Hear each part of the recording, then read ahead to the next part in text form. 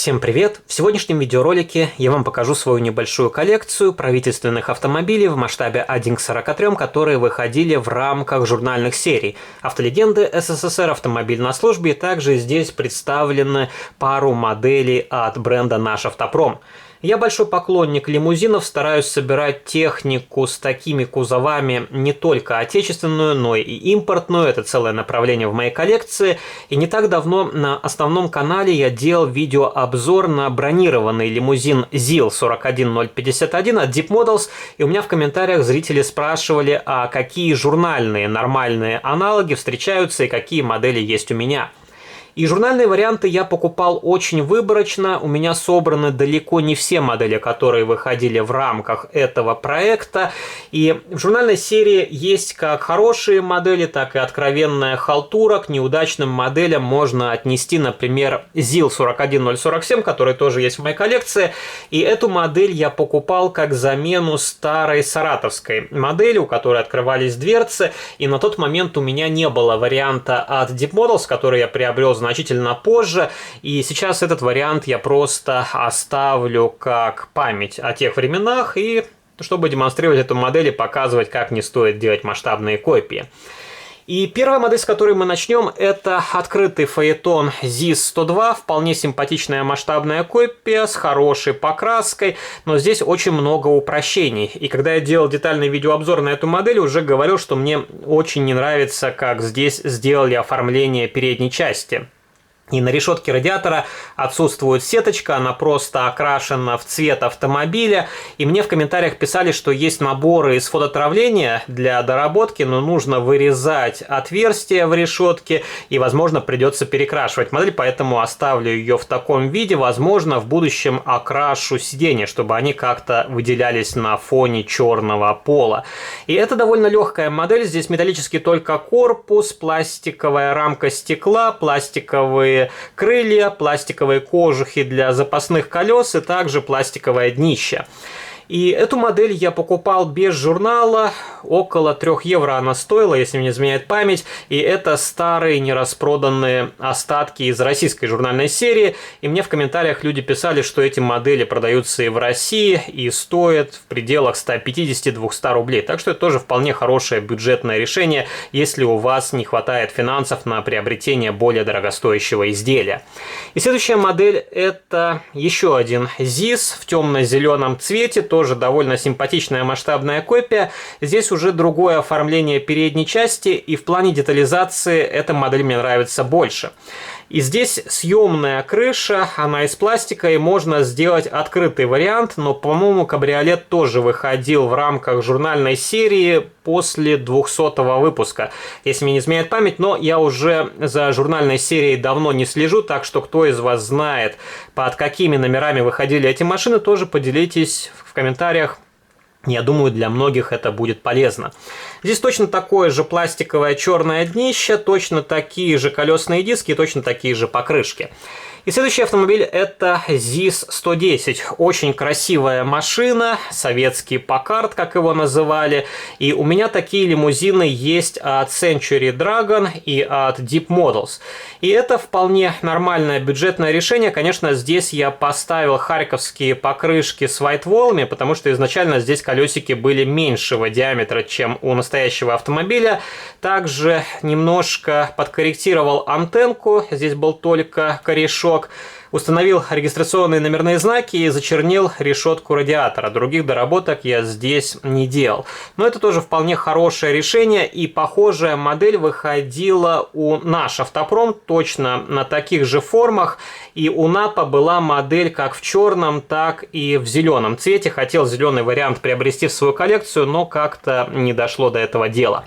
И следующая модель это ГАЗ-12 тоже очень симпатичная масштабная копия от нашего Автопром.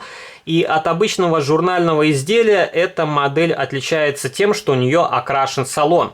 Правда, здесь начались метаморфозы с лакокрасочным покрытием. Если вы присмотритесь, то на крыше видны небольшие вздутия. И это частая проблема с черными масштабными моделями не только из журнальной серии, но и в более дорогостоящем сегменте. Например, у Миничемса тоже черные модели зачастую начинают как-то видоизменять свою форму. Я вам показывал BMW, Audi, у которых тоже появились вздутия на краске. Видимо, или это краска такая, или как-то проходит химическая реакция, или модели не подготавливаются, в общем, сложно сказать. И на этом варианте я поставил покрышки от Maestro Models и также окрасил серебристой краской глушитель. Он съемный, и было несложно его доработать. Следующая модель это ZIL 117. Не совсем лимузин, но тоже правительственный автомобиль. Очень красивая масштабная копия. И у меня в коллекции есть такой вариант еще советского времени, у которого открываются дверцы, капот, крышка багажника. Хорошая модель, но все же хотелось более современное изделие. И жаль, что Deep не сделал такой лимузин в рамках проекта «Гараж особого назначения». И эта модель изначально выходила в рамках европейской журнальной серии, посвященной Джеймсу Бонду, и здесь улучшенная детализация, присутствует антенка, хорошо сделана светотехника спереди и довольно симпатично смотрятся задние фонари. И здесь колесные диски попадают в 43-й масштаб, на многих других лимузинах они переразмерены. И вот так выглядит нижняя часть. Следующая модель это ZIL 114, если мне не изменяет память, да. И это тоже вполне симпатичная масштабная копия. Здесь я немножко доработал колесные диски, зачернил отверстия, но здесь диски хуже, чем у ZIL 117. И вот странно, вроде бы одинаковые автомобили с одинаковыми деталями, а почему-то китайцы все время их изготавливают заново и по-другому. И также здесь я установил регистрационные номерные знаки, других доработок не делал, и это тоже вполне симпатичное изделие. И такая модель у меня также есть от Deep Models, я тоже вам ее покажу в будущем видеообзоре. Следующая модель это ZIL 111, тоже красивый автомобиль, и жаль, что такая модель не вышла у Deep, и у меня в коллекции есть еще такая модель от Hirson Models. Конечно, она попроще, но мне нравится ручная работа 90-х годов, и те модели тоже обладают неким шармом. Здесь я поставил харьковскую резину, регистрационные номерные знаки, зачернил решетку радиатора, других доработок не делал. И это модель, у которой тоже крыша в виде пластикового элемента, и можно сделать открытый вариант и вариант с поднятым мягким верхом. Я видел, в интернете продавали наборы для конверсии. Но, по-моему, такой лимузин также выходил и в журнале серии в открытом виде, то ли серого, то ли голубого цвета. И следующая модель это ZIL 4104.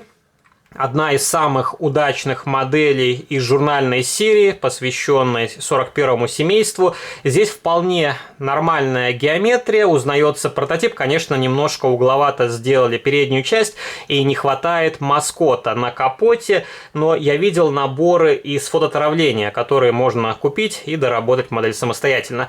И, естественно, на этих зилах я поставил колесные диски от другой модели.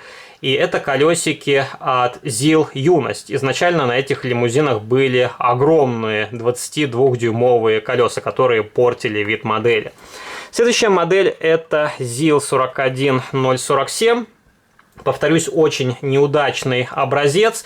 И здесь искажена передняя часть, и в таком виде машина больше напоминает некий американский лимузин, нежели советскую технику. И также здесь заужена оконная линия, и крыша должна быть чуть-чуть выше. И здесь я тоже поставил колесики от ZIL Юность и регистрационные номерные знаки.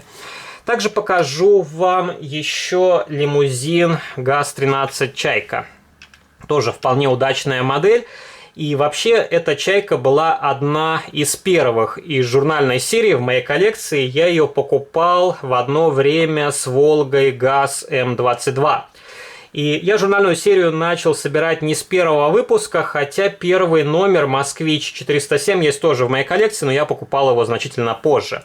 И здесь я зачернил решетку радиатора, добавил регистрационные номерные знаки, просверлил отверстие в заднем бампере, и других доработок я на этой модели не делал. И у меня есть еще одна такая «Чайка», из нее я сделал открытый вариант, просто спилил крышу и окрасил напольное покрытие, также желтым лаком окрасил противотуманные фары. И покажу вам еще одну чайку ГАЗ-14.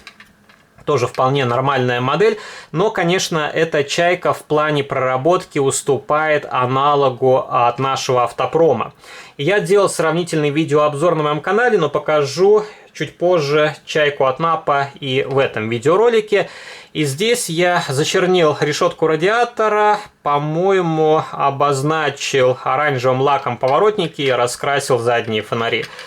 И других доработок, помимо замены резины, я на этой модели не делал. И покажу вам последнюю чайку в вишневом цвете от нашего автопром. И у меня в коллекции есть также медицинская версия, но не буду показывать медицинские варианты в рамках этого видеоролика, потому что он посвящен больше лимузинам. И пишите ваши комментарии, какие из показанных моделей есть в ваших коллекциях. Возможно, вы также приобретали и другие автомобили, которые выходили в серии «Автолегенды СССР», «Автомобиль на службе», и, возможно, вы приобрели модель из новой журнальной серии «Легендарные автомобили СССР» в масштабе 1 к 24. Напишите, как у тех моделей с передачей образа настоящего прототипа. Если вам понравился данный видеоролик, то не забывайте поддержать его лайком, вступайте в мои группы в социальных сетях ВКонтакте и Фейсбуке, жмите на колокольчик и подписывайтесь на этот канал, чтобы не пропустить уведомления о выходе новых видео на этом и на основном канале. А на сегодня это все. До новых встреч. Пока.